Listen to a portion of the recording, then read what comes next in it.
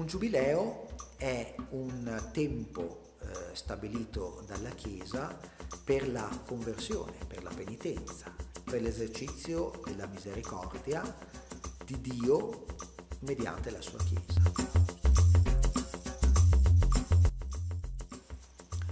Il Giubileo nasce nel 1300, al tempo di Bonifacio VIII, e nasce come un movimento della base dei fedeli cristiani. Il Papa si trova di fronte al fatto compiuto, a questa massa di pellegrini che corre verso Roma.